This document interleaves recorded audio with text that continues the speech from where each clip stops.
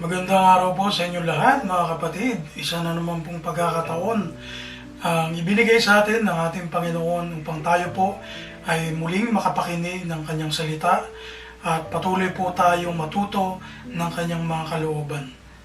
Sa oras po na ito, nagpapatuloy po tayo sa ating series patungkol po sa pag-alam ng ating layunin ng ating buhay dito po sa lupa. At ang mensahe po natin sa araw po na ito ay may pamagat po na What Makes God Happy?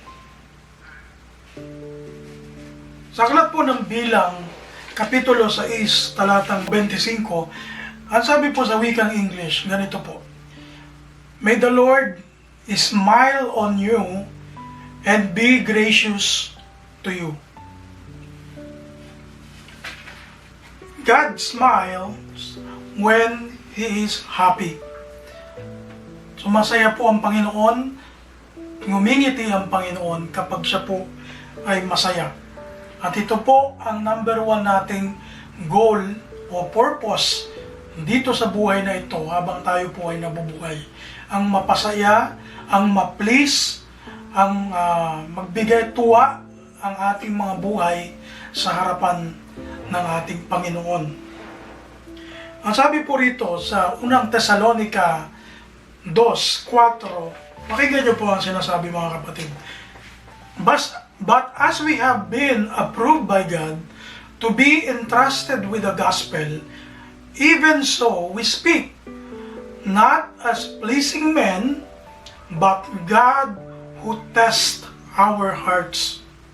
Napansin niyo po yung sinabi po din ng Apostol Pablo na hindi po tayo nabubuhay para tayo po ay mag-please ng tao o magpasaya ng tao, kundi ang papasayahin po natin, ang ipiplease po natin ay ang ating Panginoon.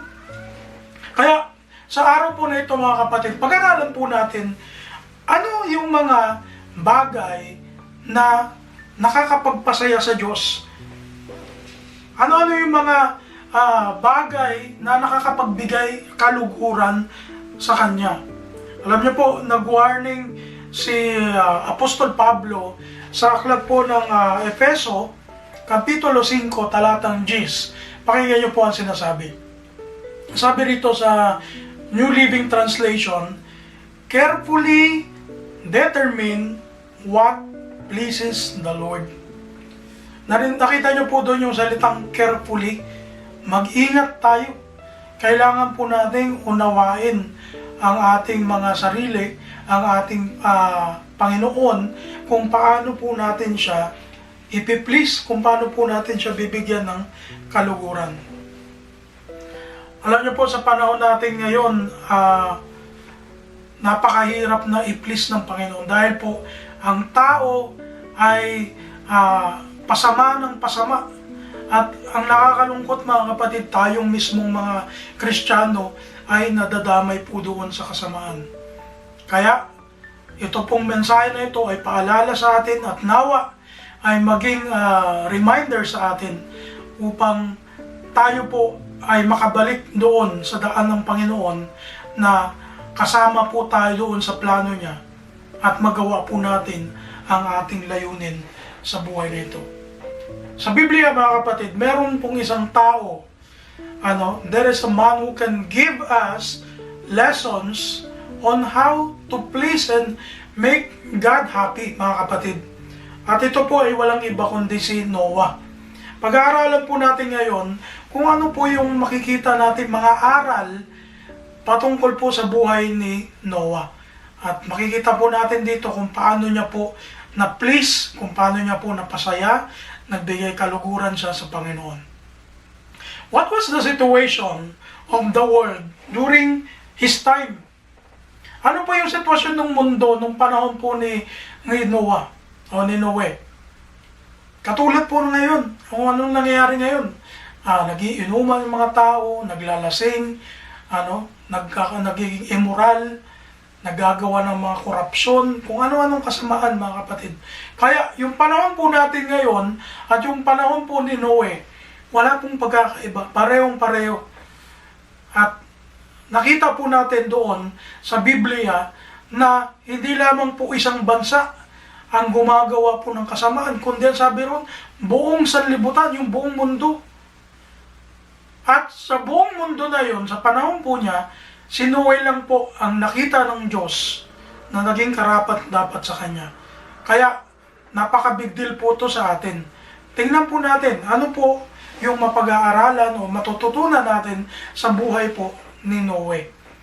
Bibigyan ko po kayo ng 4 na mahalagang bagay upang sa gayon, ito po ay ating may apply sa buhay natin. Tingnan po natin, i-reflect natin yung ating mga sarili kung ano po makikita natin sa buhay ni Noe. Number 1, God is happy when we love Him genuinely. Ang Diyos po ay sasaya o sumasaya kapag tayo po ay minamahal natin siya ng totoo. Genesis chapter 6 verse 9, ganito po ang sinasabi. Doon sa bandang baba, ang sabi po rito, si Noe ay lumalakad na kasama ng Diyos. Nakita po natin doon yung salitang lumalakad na kasama ng Diyos. Kaya po pala, si Noe lamang po ang naging karapat-dapat at naging sakdal sa harapan ng Panginoon dahil siya lamang po ang tao nung panahon niya ang lumalakad na kasama ng Diyos. Nakita po natin dito yung pinahalagahan po ni Noe, yung kanyang relasyon sa Diyos. Noah walked with God. Walking with God creates intimate relationship with Him. Gusto ng Diyos na magkaroon tayo ng relasyon sa Kanya. Yung paglalakad po natin na kasama ang Diyos, po yun nagki-create po yun ng relasyon sa Kanya. At yun po ang gusto ng Panginoon sa atin, na tayo po ay magkaroon ng relasyon sa Panginoon. Higit sa lahat, yung tayo po kilalanin natin siya na Ama, at siya po ay maging mga anak niya po tayo. Yun po ang nais ng Panginoon sa atin. Subalit ang nakakalungkot, maraming tao ang ayaw pasakop sa pag-ibig ng Diyos. Ayaw magkaroon ng relasyon na katulad po nito. Ang gusto lang naman po ng Panginoon, mga kapatid, mahalin po natin ang Diyos ng voluntary. Yung hindi na tayo napipilitan, yung talagang nagkukusang loob po tayo. At ibalik po natin yung pagmamahal na siya rin naman po yung unang nagpakita sa atin. Sa Proverbs chapter 8, verse 17, ang sabi po rito sa English, I love those who love me, and those who seek me diligently will find me. Kita niyo po yun? Kaya, napakahalaga po sa harapan ng Diyos na totoo yung pagmamahal natin sa Kanya. Kasi po, kapag hindi totoo, ay hindi po sasaya ang Panginoon. We make sure na ang pag-ibig po natin sa Diyos ay totoo. At sa gayon, mapapasaya po natin ang ating Panginoon. Alam niyo po ba, mga kapatid, na ito po yung dapat number 1 objective natin sa buhay natin. Ito dapat yung number 1 na goal natin sa buhay. Bakit po? Si Christ nga po, nung nabubuhay siya, tinawag niya po itong the greatest commandment. Mababasa po natin yan sa Matthew chapter 22, verses 37 hanggang 38. Ang sabi rito ng Panginoon, Jesus said to him, You shall love the Lord your God with all your heart, with all your soul, and with all your mind. This is the first and great commandment. Ito po yung pinakamahalagang batas o utos ng Panginoon. Sa lahat ng utos, ang mahalin natin ng Diyos. Kung gusto po nating mapasaya ang Panginoon, we make sure na totoo at tapat ang pag-ibig natin sa Kanya. Katulad po ni Noe, kaya po siya naging karapat-dapat, kaya po siya lang ang naligtas sa kanyang pamilya dahil totoo yung pagmamahal niya sa Diyos at sa gayon naligtas ang kanyang buhay. Pangalawang bagay, mga kapatid, God is happy when we trust Him completely.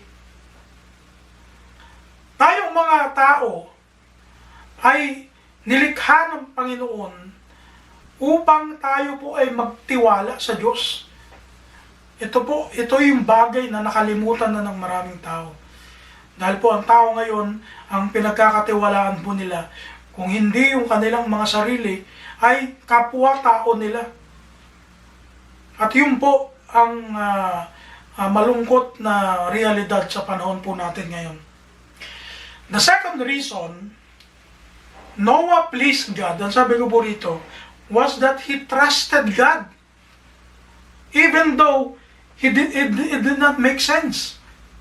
Nagtiwala po si Noe sa Panginoon kahit hindi niya po maintindihan yung buong plano ng Diyos. Pinagkatiwalaan niya kung ano yung gustong ipagawa sa kanya ng Panginoon. Basahin po natin. Sa Hebrews chapter 11 verse 7, ang sabi rito, pakinggan niyo po maigi. By faith, Noah, being divinely warned of things not yet seen. Tingnan niyo po. Nakita po natin dito, sa pananampalataya, si Noe, sumunod sa Panginoon. Nagtiwala siya sa Panginoon. Kahit hindi niya pa nakikita yung mga bagay na mangyayari, hindi niya pa nga alam na talagang magkakaroon ng baha o gaano kalaki yung baha, gaano kalalim yung baha, Hindi niya alam, basta ang alam niya, susunod siya sa Panginoon dahil ang Panginoon ang nag-utos sa kanya. Yung pagtitiwala niya ay kumpleto. Ibinigay niya yung buo niyang pagtitiwala sa Diyos. Imagine niyo po ito mga kapatid. Yung senaryo niya nung time na yun, isang araw, mulat ng mata ni Noah, bigla na lang na kumausap ang Panginoon sa kanya, kinausap siya at sinabi ng Panginoon na, alam mo Noe, pasama ng pasama ang mundo, na nagsisi ako sa paggawa ko ng mga tao. Pero ikaw, na nakita ko na nagpapasaya sa akin, ikaw ang uutusan ko, gumawa ka ng barko sa gitna ng bundok. Gumawa ka ng arko sa gitna ng bundok. Kung tayo siguro po yun, magtataka tayo, bakit kaya ako pinapagawa ng Diyos ng arko? Wala namang baha, wala namang ulan. Di ba? Siguro, kung tayo po napakarami na nating tanong, napakarami na nating mga complain. Pero si Noah, nakita po natin dito na hindi po siya nagreklamo, hindi man lang siya nagtanong sa Panginoon. Bagamat hindi niya alam yung buong plano ng Diyos, kung ano yung gusto ng Panginoon na mangyari, nagtiwala si Noe sa Panginoon ng buo. Proverbs chapter 3 verse 5 hanggang 6. Napakaganda ng talatang ito, mga kapatid. Sabi rito, trust in the Lord with all your heart. Kung tayo po ay magtitiwala sa Diyos ng buong tapat, buong puso, kompleto, walang bawas, doon po sasaya ang Panginoon sa ating mga buhay. Alam niyo po, estimatedly si Noe, tinayo niya po yung arko sa loob po ng 100 years. Imagine niyo po yung challenge na hinarap niya, yung mga pang-aalipusta ng mga tao sa kanya, 'di ba? Pati siguro yung mga pamilya niya naapektuhan na dahil sa mga panglilibak sa kanya ng mga tao. Isipin mo ba naman sa bundok siya naggagawa ng arko, hindi naman sa tabi ng dagat. Pero ginawa niya pa rin po ito dahil nagtiwala siya sa Diyos. Nagtiwala siya sa mga utos ng Panginoon. Ang sabi rito, he kept trusting the Lord no matter what. Ang tanong, in what areas of your life do you need to trust God completely? Ano yung mga area ng buhay natin na medyo hindi pa natin naibibigay yung buong pagtitiwala natin sa Diyos? Isipin po natin at magbulay-bulay po tayo doon. Trust is an act of worship. Mga kapatid, Napakahalaga po ng pagtitiwala sa Diyos. Dahil dito na ipapakita natin na nakadepende tayo sa Panginoon. Na hindi tayo nakadepende sa sarili natin, kundi nagtitiwala tayo sa kapangyarihan at karunungan ng Panginoon. At kasama na po dyan yung pananampalataya. Kasi hindi ka naman pwedeng magtiwala kung wala kang pananampalataya sa Diyos. Gayun din po, hindi ka pwedeng magkaroon ng pananampalataya nang walang kasamang pagtitiwala. Sabi po sa Hebreo 11, talatang 6, napakalinaw po doon, impossible to please God without faith. Kaya kung wala po tayong pagtitiwala, wala tayong pananampalataya sa Diyos, napaka-imposible po na magbigay tayo ng kaluguran sa Panginoon. Kahit sabihin mo pang napakarami mong ministry, napakarami mong ginagawang kabutihan sa kapwa, wala kang ginagawang kasamaan, pero kung wala kang pananampalataya, ang pinagkakatiwalaan mo yung sarili mo, hindi pa rin tayo nakakapagbigay lugod sa Panginoon. Trust is an act of worship. Kung tayo po nagtitiwala sa Diyos, isa po yung pagsamba sa Diyos. The more you trust God, the more He is pleased and happy. Parang yung mga anak natin, di ba? Katulad po yung anak ko, pag naglalakad po kami sa gilid ng daan, nakakatuwa kapag bigla niyang hawakan yung kamay ko. Ibig sabihin, nagtitiwala siya sa akin na hindi siya mapapahamak pag hawak niya yung kamay ko. Ganun po yung sinasabing trust. Tayo bilang mga anak ng Diyos, dapat ganun din po ang ating pagiging dependable sa Panginoon. Ganun yung trust natin. At kung minsan, kung tayo po ay nangihina, tayo po ay nagkakaroon ng mga problema sa buhay, ayun po yung time na mas lalo tayong magtiwala sa Diyos. At hanapin po natin ang tulong ng Panginoon. Hindi po yung mga tulong ng tao. Katulad po ni Noe, na sa kabila ng hindi niya naintindihan yung buong plano ng Diyos, hindi niya masyadong naintindihan yung full picture ng mangyayari, pinagkatiwalaan niya ang Panginoon. At sa gayon, naligtas po siya. Kung gusto po nating sumaya ang Panginoon sa buhay natin, magtiwala po tayo ng buo, kumpleto sa harapan ng Diyos. Number 3, mga kapatid, God is happy when we obey Him wholeheartedly. Kung babalikan po natin yung Genesis chapter 6, from verses 14 hanggang sa 21, mababasa natin doon yung instruction ng Diyos kay Noe. Alam niyo po ba kung anong ginawa ni Noe? Sinunod niya po lahat yun. Lahat ng instruction ng Panginoon sa kanya. Walang labis, walang kulang, walang extra, walang opinyon, walang kuro-kuro, o walang palagay. Hindi niya pinalagay. Sa palagay ko, Panginoon, mas maganda siguro kung malaki itong harapan ng arko. Hindi ganun eh. Talagang sinunod niya lahat ng detalye, hugis, sukat, kulay, anyo, kailan gagawin, paano gagawin. Diba? Ganun po, sumunod si Noe sa Panginoon. Tayo po ba? Pag tayo po ba ay sumusunod sa Panginoon, sinusunod po ba lahat natin ng instruction ng Diyos? Sinusunod po ba natin yung utos ng Panginoon para mapasaya natin ng Diyos?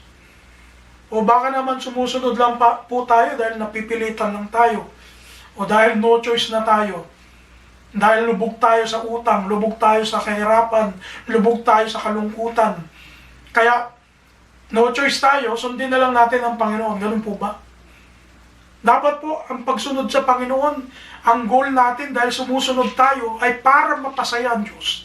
Para ma-please ang Diyos. Hindi po para makita ng ibang tao, wow, talaga to si kapatid.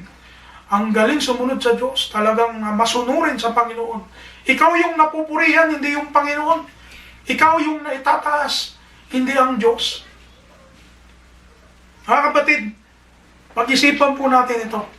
At kung tayo po ay susunod sa Panginoon, sumunod po tayo ng hindi nagrereklamo, hindi nagko-question sa Panginoon, hindi nagko-complain, hindi sabi nga nagbibigay ng opinion o nagkakaroon ng mga kondisyon sa harapan ng Diyos. Kasi may mga ganong tao susunod ako Panginoon sa ganitong kondisyon. Bigyan mo muna ako ng blessing. Diba? Pag walang blessing, hindi na rin susunod sa Diyos. Pag walang ganitong bagay, hindi na pupunta sa church. Hindi na rin magpapakita sa mga gawain ng iglesia ng Panginoon. Obeying God wholeheartedly means, sabi ko rito, doing whatever God asks without hesitation and or complain. Sabi ko pa rito, obedience will teach you more about God than 1,000 hours of Bible discussions and hearing sermons like this one. Katulad po nitong sermon na ito. Mas maigi pa po yung sumusunod tayo sa Diyos kaysa yung manood tayo ng mga sermon sa YouTube, makinig tayo ng mga sermon every Sunday, pero hindi naman natin sinusunod. Mas maigi pa na sumunod na tayo ngayon kaysa magsayang ka ng oras mo kakaalam kung ano yung ibig sabihin ng Panginoon doon sa mga instruction niya. Katulad ni Noe, mga kapatid, hindi naman nag-research pa si Noe. Ano ba yung dapat kong gawin dito? Ano ba yung kalooban ng Panginoon? Hindi. Binigyan siya ng instruction ng Panginoon. Binigyan siya ng malinaw na mga detalye na dapat niya sundin at sinunod ni Noe. Hindi siya nagtanong, hindi siya nagreklamo sa Panginoon. At ganyan din po tayo. Kung gusto po nating sumaya ang Diyos sa buhay natin, kinakailangan sumunod po tayo ng buong puso. Kasi ang gusto ng Panginoon yung sumusunod. Mas higit pa nga yung pagsunod kaysa yung mga ginagawa po nating sacrificial thing Alam niyo po ba yun? Ang sabi rito sa 1 Samuel chapter 15 verse 22, pakinggan niyo po. So Samuel said, "Has the Lord as great delight in burnt offerings and sacrifices as in obeying the voice of the Lord? Behold," ang sabi ng propeta Samuel, "to obey is better than sacrifice." Tayo mga kapatid ngayon, sa panahon natin ngayon, akala natin pag mas marami tayong ministry, mas busy tayo sa paggawain ng Panginoon, doon natin napiplease ang Lord. Pwede natin gawin yun, mga ministry ganun, na hindi talaga tayo obedient sa Lord. Alam niyo po ba yun? Kasi ang tunay na obedience, ang tunay na pagsunod sa Panginoon, nakikita po yan sa puso, hindi po yan nakikita lang sa gawa. Kasi yung gawa natin, minsan pwedeng peke. Gagawin natin yung mabuting bagay na ganito.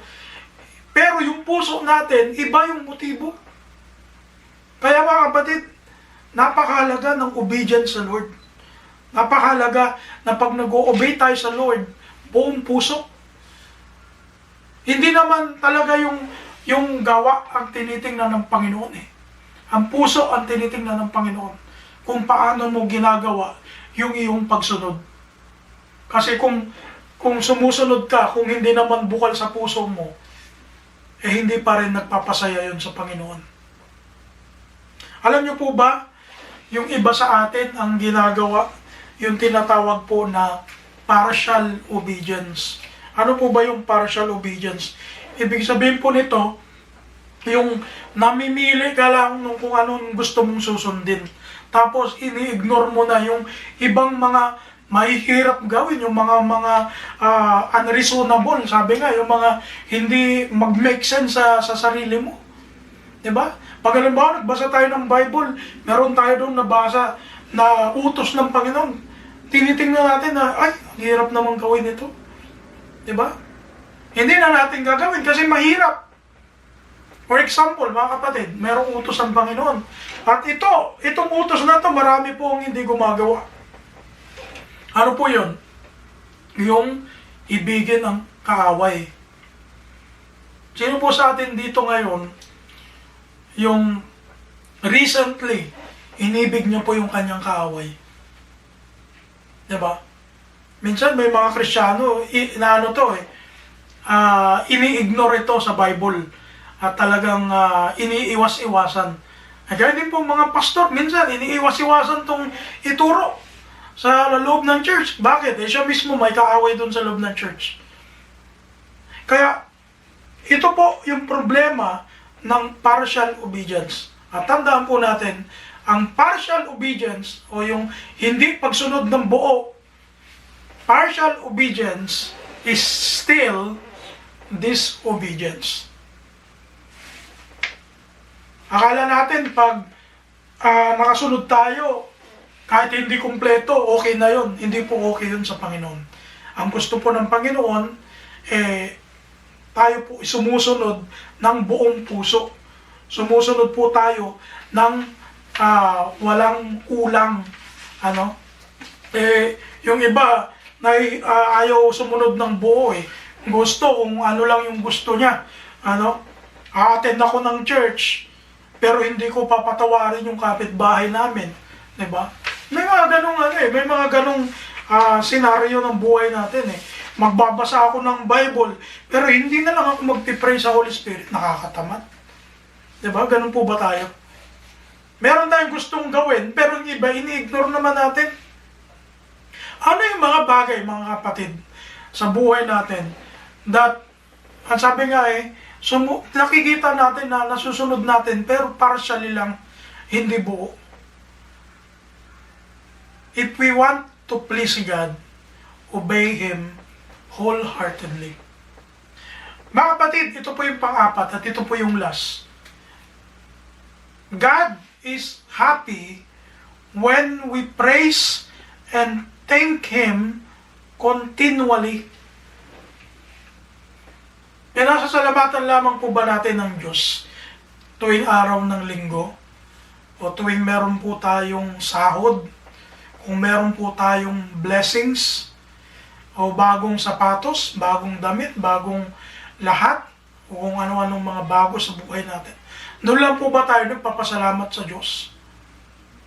Alam niyo po, si Noah, pagkatapos po ng baha, nagpuri at naghandog po siya sa Diyos sa pamamagitan ng kanyang hain, yung kanyang burnt offerings. Sa Genesis chapter 8, verse 20, mababasa po natin doon hanggang 21. Ang sabi doon sa 21, the Lord smelled a soothing aroma. Yung inihandog ni Noe na hayop na sinunog niya sa harapan ng Panginoon, nagpabango po ito sa Panginoon. At alam niyo po ano nangyari? Ang sabi po rito sa verse 21, and the Lord smelled a soothing aroma. Then the Lord said in His heart, I will never again curse the ground for man's sake. Although the imagination of man's heart is evil from his youth, nor will I again destroy every living thing as I have done. Noah thanked God through his burnt offering, and this made God happy. Alam niyo po, pagkatapos nung pangyayaring yon, nagkaroon ng covenant ang Panginoon kay Noe. At ito po yung nakikita natin hanggang ngayon. Nare-remind tayo pag nakikita natin yung bagay na yun. Alam niyo po kung ano yun? Yung rainbow o yung bahaghari. Kaya, pag nakikita ko po, ako po personally, pag nakikita ko yung bahaghari ng Panginoon, naalala ko po itong kwento ni Noe. Pagkatapos po ng baha. Kasi po, sabi doon sa Bible, sa aklat po ng Genesis pa rin, chapter 9, verse 11 hanggang 13, makikita po natin doon na itong baghari ng Panginoon, binigay niya kay Noe bilang paalala ng kanyang covenant. Sabi rito, I establish my covenant with you, never again shall all flesh be cut off by the waters of the flood. Never again shall there be a flood to destroy the earth. Doon sa verse 13, sabi rito, I set my rainbow in the cloud, and it shall be for the sign of the covenant between me and the earth. Kaya po, nakakatuwa yung ginawa ni Noe. Alam niyo po ba, kung hindi dahil kay Noe, wala po tayo lahat dito. Kung hindi dahil sa pag-please ni Noe sa Diyos, baka naubos po lahat ng tao nung panahon po niya. Pero dahil sa pagbibigay kaluguran ni Noe sa Diyos, doon po pinasimulan uli lahat ng tao. Nagkaroon po ng pagbabago.